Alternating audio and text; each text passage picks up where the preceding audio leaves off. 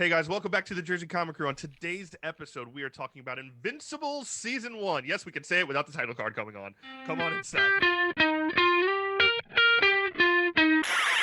Hello, everybody. Rob and Chris here from the Jersey Comic Crew, and we are talking Invincible Season 1. Full spoilers ahead as we review and react to the epicness that Robert Kirkman has brought to the animated world that is Invincible. Yeah. Chris, I gotta say, I love this TV show. It was fantastic.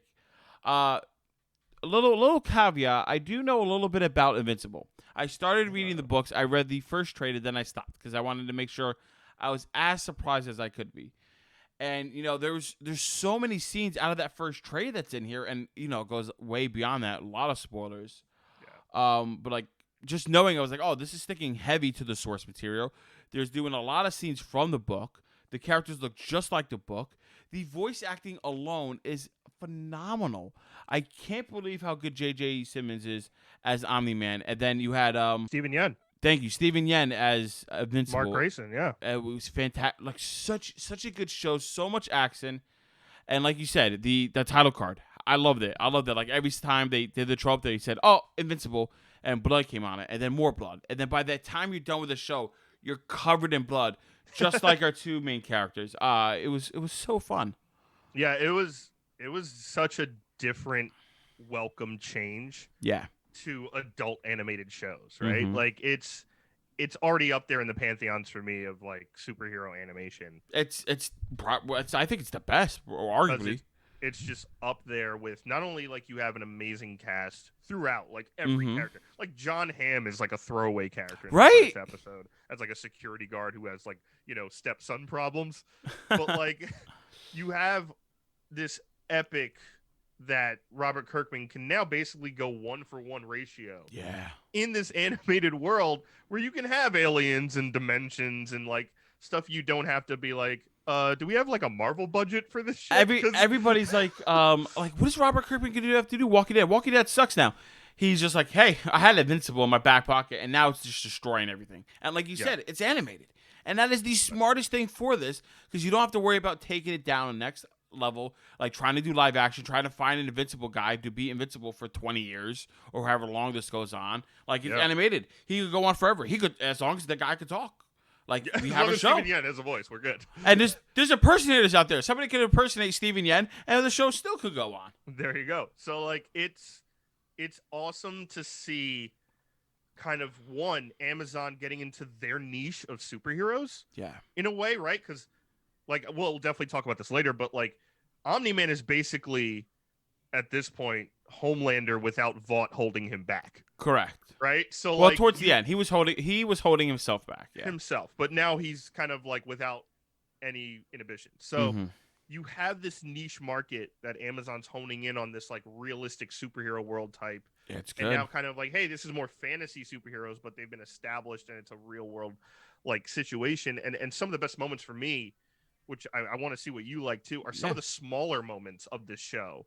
Whether it's, you know, Mark and his dad throwing the baseball around the entire planet. That was cool. The episode with Kingpin, and we find out the guy, like the real Kingpin. Dude, I knew you were gonna say that. I love the down and gritty, like the street level hero stuff, because it kind of like talks about the different phases in the superhero world, right? Like Invincible, he's on like the Justice League status. He's like, I have to handle big stuff. Like the small stuff is almost beneath him. He was starting to think that he doesn't know. And Omni-Man, who we now know is a jerk, he says, hey, yeah, it's beneath you.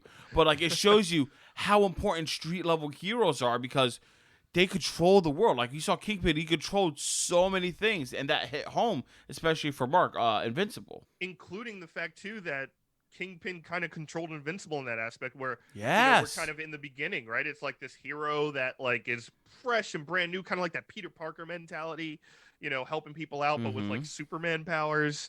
And then it comes right back down. It brings you right back down to earth in so many ways, especially like episode 1. I mean, by the time you're done with episode 1, if you're not hooked on this show, I don't really know what else to tell you because like, it's one of the biggest drastic changes of tone I've ever seen in a TV show, let alone like just a cartoon series, right? Like going from kind of this happy-go-lucky, like I'm a new hero, I got my powers, I'm throwing garbage into the sky, to just everyone dies and you're just sitting there with your jaw on the floor. that's a big change. Especially, it's also like a big hook to get people into. It's such a powerful thing to do because in the comic it doesn't happen right away, right? And to have it at the end of the first episode, it kind of like shocks you. And aside from the shock that like he killed the Justice League of this universe, which is great to see the parallels. They've done that in a lot of comics, like Black Hammer being one of them. You have that Justice League parallel, just like, hey, this is like the people you used to know. Now they're all dead, right? Yeah, all the Guardians just died. Right? And it's just like, the show's ballsy. Like, it's not afraid to take the risk and show the darkness that can happen, right? And to me, after seeing this full season, this screams to me, I want more comics animated as TV shows. Like, give me Hush as a TV show, or give me, like, any of these others, not the anime movie, which is garbage, right? Like, all this other stuff, right? Like, these comics that are being transformed into adult animation, I'm here for it, and there's a huge audience for it. Adult animation is booming because you could do so much more with it, and everybody loves voice acting, right? Like, this just solidified for me that the glass ceiling of adult animation has been shattered and destroyed, especially with the vicious moments we were getting here. I want to talk about some of the little like points. We hit on Omni-Man, killing the Guardians and everything. I want to talk about some of these side characters for a little bit. Sure. The new, what do they call it? The Guardians of the World, right? Yeah. They make a new team with Robo-Man. Like, he leads the team, which I love Robo-Man. But, like, the new Guardians, like, they're cool. They're obviously nowhere near as strong as the other ones.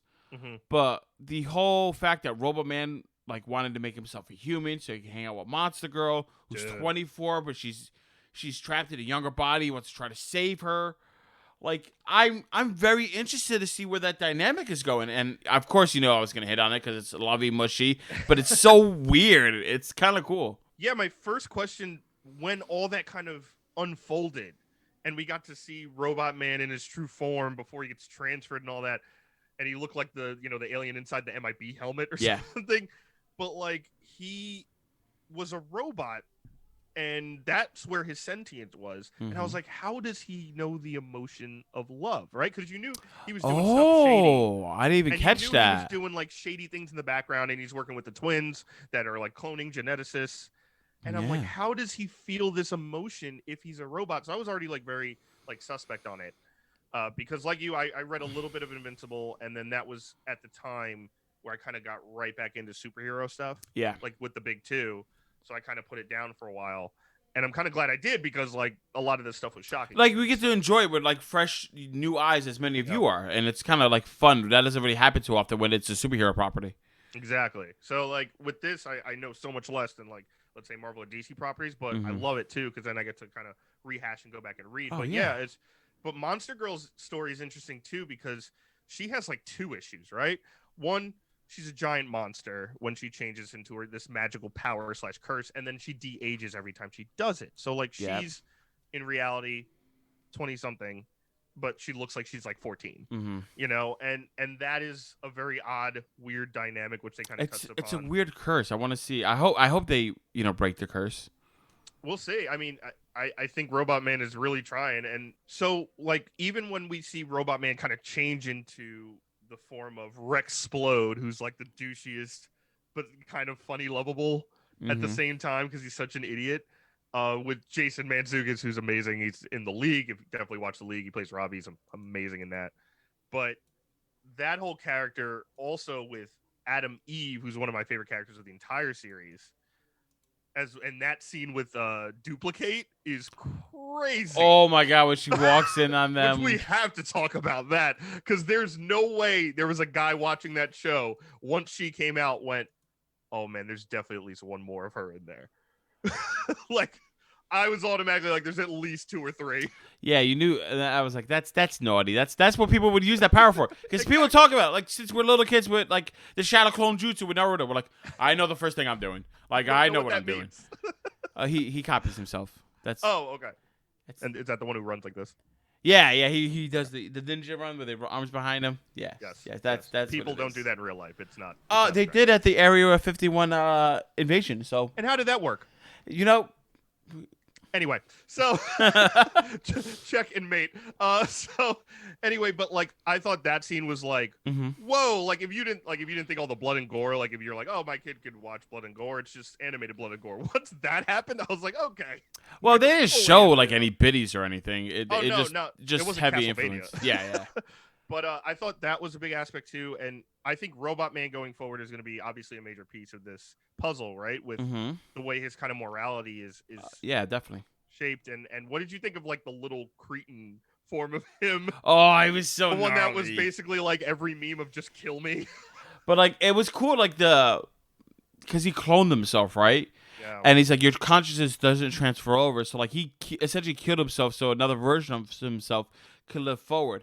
And it's like, I don't know if I could do that because I would still be me, and then the other me over there could have a better life. That's why am I not that me? And like it was so weird. Like you had to think about that for a little bit. It was also cool where it was happening, and he kind of just saw the division happen in his head, which I thought was a cool effect. You mentioned before Adam Eve. I want to talk a little bit about Adam Eve because she seems like she's going to be super OP once she figures out her abilities a little bit more because she can literally control atoms to do anything, right? But I want to talk, on the lovey-dovey side. There's obviously a love triangle in the brewing, in the winds with Invincible, Adam Eve, and Amber. And I'm asking you now, season 1, are you team Adam Eve or are you team Amber? I'm team Adam Eve all the way. I am so shocked that you say that. Why? I did not think you were going to go with Adam Eve. Oh, Adam Eve all the way. Why? Well, number one, Mark. Because she's powered? Huh?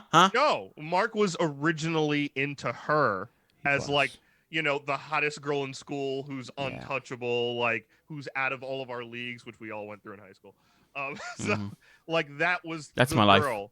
right? Like what is it? Not another teen movie where like Amanda Becker walks in and you're like, we can't move until she starts moving again, and like the music's playing. Oh my god, yeah. It's like one of those, right? So like Mark was originally kind of interested in her, and then he's like finds out, he has powers and like realizes that it's her. So that whole friendship kind of starts. They're going to end up together regardless. Number one. Yeah, I know they're going to end up together regardless. Amber was like, I don't know if I'm team Amber. I like Amber a lot, and she was like, I knew you were a superhero. You're still an asshole for doing this to me. And I'm like, oh, she should call him out. Oh shit, no plot armor for him. He's losing his boo. It took his dad becoming a monster, almost killing the whole world for her to be like, all right, we're good. That's where I lost Amber, right? That's where you lost Amber? I was all about Amber. And she like stuck up for the fact of like, hey, like, I don't care. I knew you were a superhero. You're still a liar and you're still doing this, which a little bit is like, come on, like, you think he's just going to tell you just because you guys make out that he's a superhero? I would tell you, Chris. I mean, hey, but like number 2 is like, she only came back after like the worst possible scenario. She was also like still like friends with her. Like she didn't like cut him out of the whole world. You know what I mean? Like they broke up. She was pretty like, I'm not talking to you. I'm done. Yeah, but and like this happens like 2 to 3 times. I mean, yeah. Again, but it's also like this. Like this is extenuating circumstances. Like you kind of not have to like be back together, but like you kind of have to like be there for the guy. And she still has feelings for him. So like you being there for him, there's a lot of emotion. Like he could destroy the world any moment. Like. I can see why they got back together at the end. I don't know. I was kind of like, really? Now you come back after his dad kills. I love how we're focusing so much on the romance. I know you do. I know you do. Thing. But it will eventually. I'm sure Adam Eve will be the main because she's the bomb, and I really do like her power set of transforming everything. Yeah. I also loved a part of her story we haven't touched upon yet, which is her family dynamic, where her dad is like at a 1955 like auto commercial of like white picket fence house and like a car in the garage and honey's in the kitchen making dinner and like all this crazy oldie time stuff where she's like you're gonna get hurt, I don't want you to do it. She's like, well, I'm like, I could do anything I want. Yeah, and like also like he's like, I want you to have a normal life and like find a husband and be a mom. It's like, what like that's my dream, sir, not yours.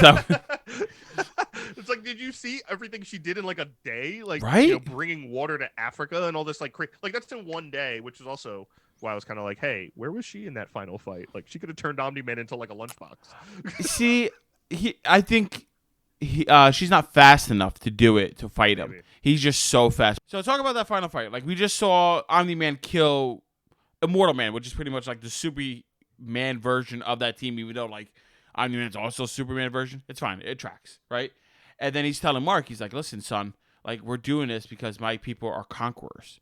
Like we take everybody here and we make them better. We send one person at a time, make them weaker, and then just capture them. Like Earth could be so much better. Why don't you join me? We're gonna live for thousands of years. Everything is like a second to me. It doesn't even matter. He's like, what is mom to you? Don't you love mom? He's like, your mom is like a pet to me. And or like a pet. You kill this mother sucker right now, Mark. You better go Super Saiyan Goku while I punch him in the face. I didn't know you spoke jive. I did. When I'm mad, I guess so. And like I like Mark was fighting back, and a part of me was like, oh my god, like is this where like he gets like stronger? He's gonna beat his dad. I was like, maybe he's gonna fend him off. Maybe I don't know how this is gonna turn out, but like he got his ass whooped. And like everybody died, and he's like, "Look, you're killing. How many more lives have to happen?" And then like the last second, Mark is like, he's J.J. Simmons is, by the way, delivering these lines perfectly, punching his face and saying, "What are you gonna have in 500 years? Everybody you know is gonna live." He's like, "I'll still have you, Dad." And I'm like, the love he has for his father is still there, even like he's getting destroyed. And that's the only reason Omni-Man stopped and ran away. Yeah, absolutely, and I loved that flashback scene of the baseball game. Yeah. And it's something that if you're a boy or a girl, you are able to feel that when you're a kid, right? Like that joy. Like regardless if you're thrown into like pee-wee sports or like you actually enjoy the sport, whether it's soccer, whatever. Like that is something like when you have a big game and you turn around and like your parents are there, that is like one of the most magical memories you could have as a kid. And to see not only like how he reacted to Mark getting that hit, but also like realize everything Debbie said, right? Like, cause he was just talking about Debbie like she's a pet and like, I keep her around the house to, basically do sexual things with, and she's attractive. So that's why she's here. And like to kind of have everything she said click in his head too, I think messed with him too. And exactly. That was a great moment. But I, being the grief eater I am gonna take the nice stuff and make it dark. When he held his son's head and put him through a train full of people, I yelped a little bit. That was like, so bad. And he was seeing he was essentially killing everybody, and he couldn't do anything because like blocking. It's just like it was like a buzzsaw. It was just slicing. But some of the most creative things happened in it, and it was awful. Even where he goes out of his way to save the pilot, and the pilot's thanking him. Oh, how great was that? I mean, it was terrible, but like that was such a good scene. Like he saved the pilot, went through all this lengths. He's like, look, you did all this lengths for nothing, and he grabbed it and squished it like a grape. And Omni-Man goes like, if he died today or in 50 years, what does it matter? And like that's how he thinks, like Ultramites think. And also, what did you think about, which I think will come big play later? What's up? That scene where he kind of gives the history of Voltrum, and you see all the Voltrumites killing each other as like last man standing. Oh my god, that I still don't understand that. Like, why did he like? I guess they had a civil war. I guess, it probably was half the Viltrumites didn't want to do this, right? And then the other one's like, no, we got to be conquerors. I don't know why all the Viltrumites killed each other. It's crazy. I think it was just an old school, like it's an interesting concept, right? It's like a technologically advanced society, like a Krypton. Yeah. But it also has like very old, ancient, like medieval / like Roman kind of like gladiator cavemen stuff of like only the strong survive, and that kind of clash in a big bad way. Like it's basically if all the Kryptonians had powers on Krypton, and they were able to like do anything, and they're just like, nope, we're gonna take the strongest and then build our civilization based on just these people. That I thought was crazy, and that's gonna be something big for later too. Now, during that flashback scene, we're seeing, like, the Viltrumites, like you said, conquer planets, fighting each other. We saw the same species of alien that Alan the Alien is, who's, like, this worker for the Coalition of Planets, who is Seth Rogen, which was great. And he's coming down, and he's like, I test your guys out and make sure you're strong enough to be defended. And then he comes back at the end of the episode. He's like, dude, there's a Viltrumite here. Like, you guys are in trouble. And he's like, I like it. He's like, take a rock, sit. It's my dad. We're fucked. But I'm gonna get I'm gonna get stronger. I kind of wanted Alan the alien, but like, you want me to train you? Because like Alan the alien could square up, and obviously he's strong, but like he's still not strong. Omni-Man strong. So but yeah, it's to me their relationship is the Piccolo Gohan. Oh, right? it could be. It's not yet. Not yet, but like that. That's what it got a glimpse of, where like Alan the alien's gonna kind of be like, hey, like you need to be ready for when a big threat, and then. Obviously, Mark's power is way stronger, and he's going to go up to the next level. But yeah, no, I love that scene. I loved the last episode, not even so much for the fight scene where, like, going in, you should know, like, Mark had no chance. Yeah. Right? He's just new to this. There was no chance of him winning.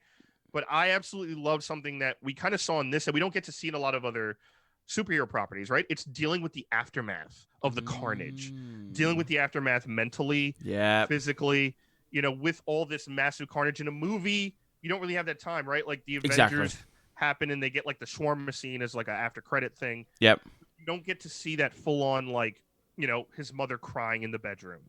When he's like, hey, I'm going to order a pizza.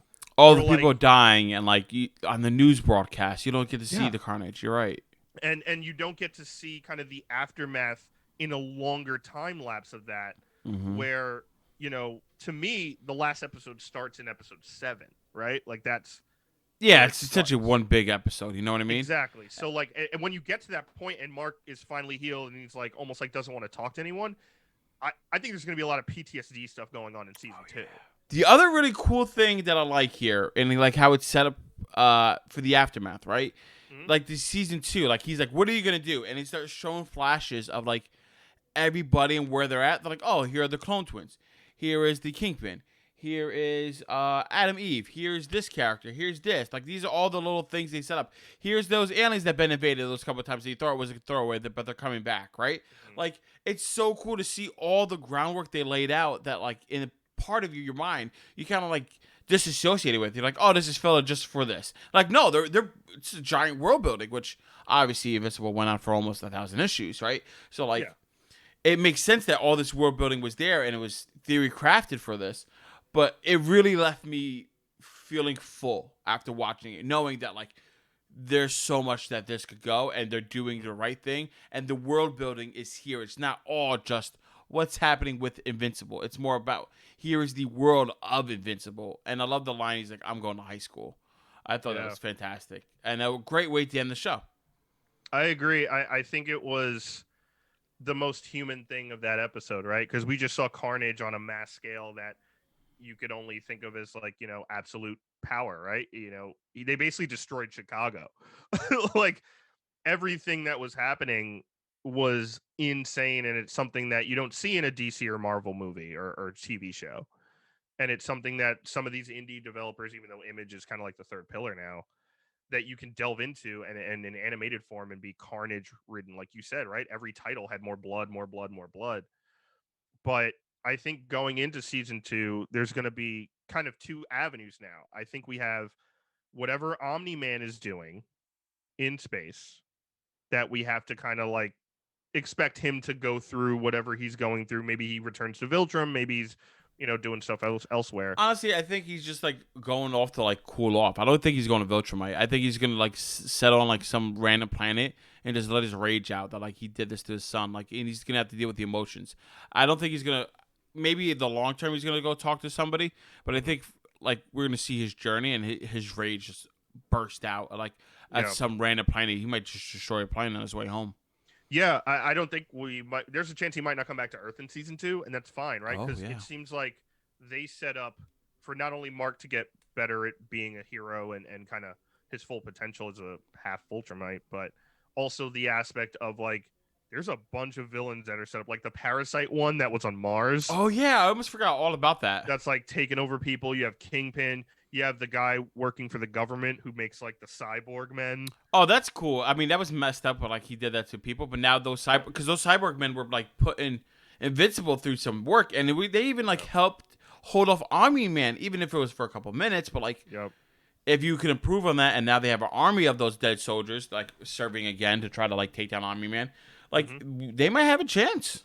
And not only that, it seems like Immortal Man will be back again because he got judo chopped in half.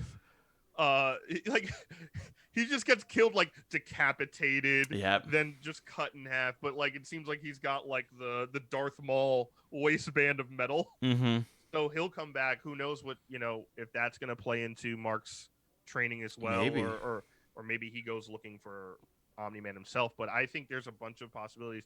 I'm excited. I hope there's a couple more episodes as well in this next couple seasons. Yeah, I think the next. We do know that the show's been confirmed for season 2 and 3. I definitely hope there are more episodes. But guys, that is our review and reaction to Invincible season 1. Let us know down in the comments below. What did you think of season 1? Who is your favorite character, side character, and what are your theories for what's going to happen in season 2? And guys, thanks so much for watching. Give us a thumbs up, really helps the channel out a lot. If you're brand new, subscribe, turn on those notifications. You don't want to miss any more videos that we do. And make sure you check out more videos on the channel. And as always, I'm Chris Heller. That's Rob Moran. We're the Jersey Comic Crew, and we'll see you next time.